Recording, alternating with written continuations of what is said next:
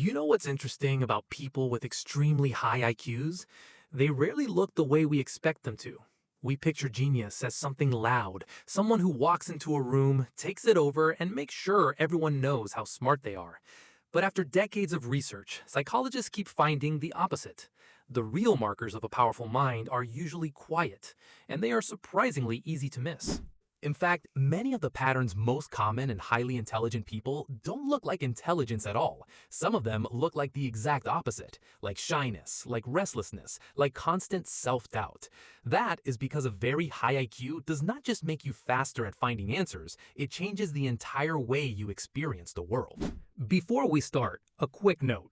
None of these traits is a diagnosis, and no single one means anything on its own. Intelligence is not a personality, and a high IQ does not make anyone better than anybody else. What the research describes is simply a pattern, a recognizable shape that shows up again and again in people who process the world a little more intensely than most. So treat this less like a test and more like a mirror. And that difference shows up in specific, recognizable ways. In this video, we'll walk through 11 psychological traits that research consistently finds in people with extremely high intelligence. As we go, watch for the ones that feel familiar, because the most revealing sign isn't any single trait. It is how many of them you quietly recognize in yourself. Sign 1. They spend a lot of time alone. Highly intelligent people often crave solitude, not because they dislike other people, but because their minds are almost always running. The prefrontal cortex, the part of the brain responsible for deep reasoning and reflection, works best in quiet, without a constant stream of input pulling at it from every direction. Think about the friend who leaves the party early, not upset, just full. Or the colleague who does their best work with the door closed and the notifications off. To everyone else, it can look like withdrawal, but inside, that quiet is where the real processing finally happens, where the ideas they could not reach in the noise quietly assemble themselves. So for a high IQ brain, being alone isn't loneliness, it is fuel. Research from the London School of Economics found something that surprises most people. Highly intelligent individuals actually reported lower life satisfaction from frequent socializing compared to people with average IQ. Their minds don't recharge in crowds, they recharge in stillness. This doesn't make them antisocial or cold. It just means that social interaction, as enjoyable as it is genuinely expensive for a brain that is analyzing every layer of what is happening in a room. The quiet they reach for isn't avoidance. It is the one environment where their thinking finally gets enough room to breathe. Sign 2. Their minds never fully switch off. People with very high IQs often say their thinking simply doesn't stop. Not at rest, not late at night, not during activities everyone else finds relaxing. There is always a process humming in the background, revisiting a conversation, turning over a problem, running a simulation for something that hasn't even happened yet. You have probably met someone who lies awake replaying a conversation from 3 days ago, or who suddenly solves a problem in the shower that no one even asked them about. It can look like anxiety from the outside. Often, it is just a mind that genuinely cannot stop connecting the dots, even when it would very much like to rest. Psychologist Kazimir Dabrowski studied this in gifted people and called it overexcitability, a restless inner energy that expresses itself as relentless thinking, a drive that has no natural off switch. Neuroscience backs this up.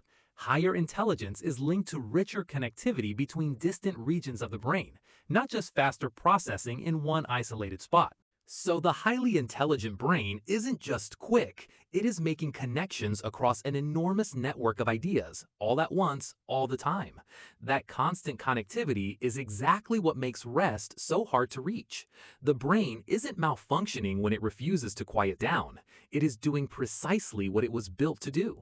Sign 3. They feel things more deeply than they show. There's a common belief that intelligence comes with emotional coldness, the pure, rational thinker who lives entirely in logic. But the research points the other way. People with significantly higher IQs tend to feel emotions more intensely than average, not less. It is the person who tears up at a piece of music and then quickly laughs it off. The one who carries a stranger's bad news for the rest of the day. They rarely announce any of it. but the intensity is real, and learning to hold that much feeling quietly is its own kind of daily work. Dabrowski called this emotional overexcitability, a heightened sensitivity to beauty, to music, to injustice, and to the pain of other people. A study published in the journal Intelligence found that higher measured IQ correlated with greater emotional depth and reactivity, especially in response to art, moral questions, and human behavior. The reason this trait stays hidden is that highly intelligent people are usually very good at regulating what they let other people see. The calm surface isn't the absence of feeling. Underneath it, the emotion often runs deeper and lasts far longer than anyone around them would ever guess. Sign 4. They are comfortable saying, "I don't know." We assume that high intelligence produces high confidence, but research keeps showing the opposite pattern. People with very high IQs are far more willing to admit the limits of their own knowledge, and they mean it genuinely. It isn't a polite performance of modesty. Watch who in any debate is willing to say the 4 hardest words, "I might be wrong." It is almost never the loudest voice. It is usually the person who has thought about the question long enough to respect how complicated it actually is, and who would rather be accurate than appear certain. This connects to the Dunning-Kruger effect. People with low competence often feel the most certain because they don't yet know enough to see how complex a subject really is. Highly intelligent people know that complexity intimately. They have gone deep enough and hit enough exceptions to see how much genuinely remains uncertain. So when a high IQ person says, "I don't know," that isn't hesitation. It is precision, and it is one of the most reliable markers of real intelligence that psychology has ever identified. The person who holds every opinion with total certainty, no matter what the evidence says, is almost never the smartest one in the room.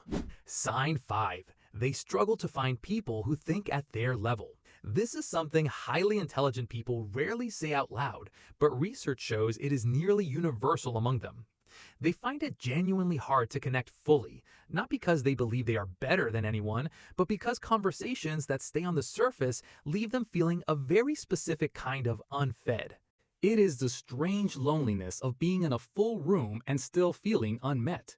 Not because the people are not kind, but because the conversation keeps stopping 3 levels above where their mind wants to go. Over time, many simply stop reaching for that depth in public and save it for the rare person who can meet them there. Psychologist Lita Hollingworth spent decades studying gifted adults and named this stimulus poverty, the experience of a mind that can't find enough depth or challenge in its surroundings. What she observed was not arrogance, it was a quiet longing for one real conversation, for someone who could follow an idea all the way down without needing to turn back. So they start to hold back. They quietly calibrate themselves down to match the room. From the outside, they can seem distant or aloof, but it is not that they cannot connect. They have simply learned from experience that most conversations are not built to hold the depth they carry, and so a lot of who they really are never makes it into the room at all. Sign 6. They change their minds when the evidence changes. Highly intelligent people tend to treat their beliefs as working theories rather than fixed parts of who they are. When new information shows up, even information that directly contradicts what they believed yesterday, the brain simply updates the model. Picture someone who argues a point passionately, then, when shown a better fact, says, "Good point, I've changed my mind," and means it instantly. It can be disorienting to watch, but that willingness to drop a belief the moment reality disagrees is not weakness. It is one of the rarest and most valuable habits a mind can build. They don't experience changing their mind as a threat to who they are. They experience it as getting closer to the truth. Psychologists call this cognitive flexibility, and it is one of the most consistent markers of advanced problem solving. The brain isn't attached to being right about any single thing. It is attached to having the most accurate picture of reality it possibly can.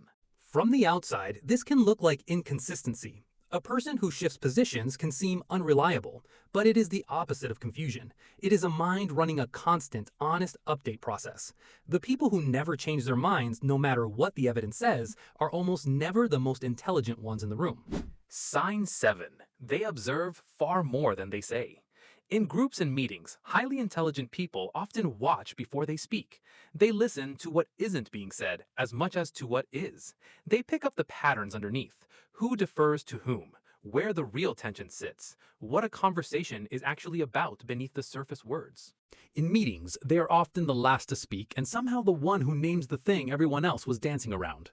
They were not lost in there. They were mapping the whole room first, deciding what was actually worth saying before they said it. Research on social intelligence consistently shows that higher IQ correlates with reading social and emotional cues more accurately.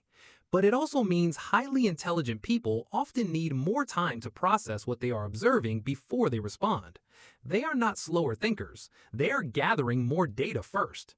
This creates a common and frustrating misread. The quiet person who observes is often assumed to have the least to contribute. In reality, they are frequently the one holding the most complete picture of what is actually happening in the room. Sign 8. They procrastinate hardest on the work that matters most. This one quietly confuses highly intelligent people about themselves. The small, low-stakes tasks get done with ease, but the projects with the deepest personal meaning, the work that could finally show their full ability, seem to live permanently at the edge of starting. It is the novel that stays in outline for years, the business idea that is somehow always almost ready. They can knock out a dozen easy tasks in an afternoon, then freeze on the one project they actually care about, precisely because they can see in vivid detail exactly how good it would need to be. Researchers found that this pattern isn't laziness. It is a form of what they called complexity awareness. Before they even begin something important, a high IQ brain already comprehends the full scope of what excellent would require, every flaw the finished result might carry, every way it could fall short of the standard the mind can already clearly see. Carol Dweck's research found this is especially common in gifted individuals. Not a fear of failure exactly, but a fear of the gap between the vision on the inside and the output on the outside. The procrastination isn't an absence of care, it is the presence of far too much of it, and the work that never quite starts is almost always the work that matters the most. Sign 9. They get bored faster than almost anyone around them. Highly intelligent people habituate quickly, meaning they need more new input to feel the same engagement most people get from familiar routines. And not just in obvious moments like a slow meeting. At a neurological level, the thing that satisfied them yesterday simply does not satisfy in the same way today. It is the person who picks up a new instrument, language, or obsession every few months and quietly drops the last one. To others, it can look flaky or unfocused. To their brain, it is simple. The moment something stops teaching them anything new, the reward just isn't there anymore. Neuroscience links higher cognitive ability to higher baseline activity in the brain's reward system for novelty and intellectual challenge. When that challenge disappears, the signal drops sharply. The restlessness that follows isn't a mood you can talk yourself out of. It is a physiological response to not having enough to chew on. It is why highly intelligent people often pursue several interests at once, change direction more than once, and feel strangely dissatisfied in situations that look perfectly comfortable from the outside. The brain isn't being ungrateful. It is running a search for the kind of challenge it was actually built to find. Sign 10. They question themselves more than anyone would expect, and this is tied directly to intelligence, not opposed to it. People with very high IQs often carry an inner uncertainty that the people around them would find genuinely hard to believe. Not false modesty, real, recurring doubt about whether their own thinking is as reliable as everyone else seems to assume. It is the high performer who is genuinely shocked when they are praised, who assumes they only succeeded because the bar was low or because they got lucky. From the outside, it makes no sense. From the inside, they are simply comparing themselves to a standard no one else can even see. And it comes back to the Dunning-Kruger effect, but from the very top end. The deeper your understanding of something, the more clearly you can see how much of it still remains uncertain. The more you know, the more accurately you can map everything you don't. Intelligence does not hand you certainty. It hands you a sharper picture of how much territory is still unexplored. Psychologist Albert Ellis observed that highly intelligent people were frequently the most likely to hold their own output to a standard they would never apply to anyone else, and to treat any gap between performance and potential as evidence of some fundamental inadequacy. That doubt isn't a sign of lesser intelligence. It is often the clearest signature of more. Sign 11. They carry a quiet sense of not quite belonging. And this is a trait that ties all the others together. Highly intelligent people frequently describe a persistent, low-level feeling of not quite fitting. In their social circles, in their professions, sometimes in the world at large. Not dramatic alienation, just a subtle, ongoing awareness of being slightly out of sync with everything around them. It is the feeling of speaking your real thoughts and watching people's eyes glaze, so you learn to translate yourself into smaller, safer versions. Most people who feel this spend years assuming something is wrong with them, when really they were just tuned to a frequency the room around them rarely played. This isn't a disorder or a social deficiency. It is the predictable result of experiencing the world at a higher resolution than most of the people around you.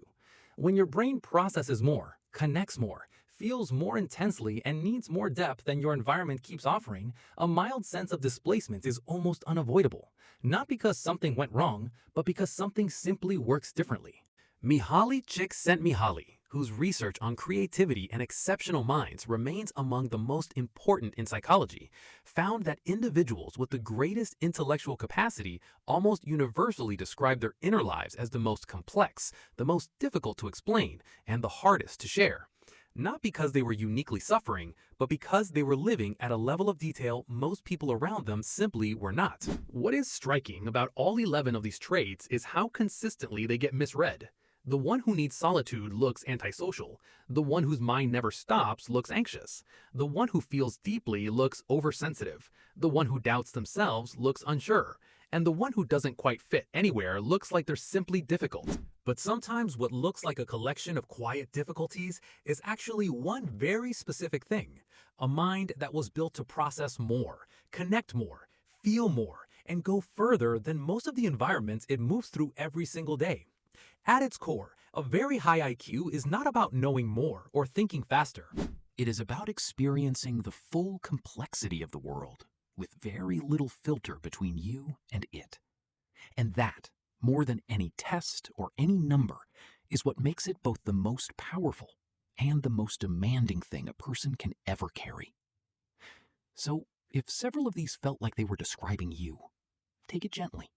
It does not mean something is broken. It may simply mean your mind was built to run a little deeper than the world around it usually asks for. If this video described you today, leave a comment with the trait that felt most accurate. Just the number is completely fine. I read every single one. And if it gave words to something you have been carrying quietly for a long time, share it with someone who might need to hear it too. I'm Psychify Sager. Be kind to your mind and keep growing. Don't forget to subscribe so you won't miss the next one. Goodbye, and I'll see you next time.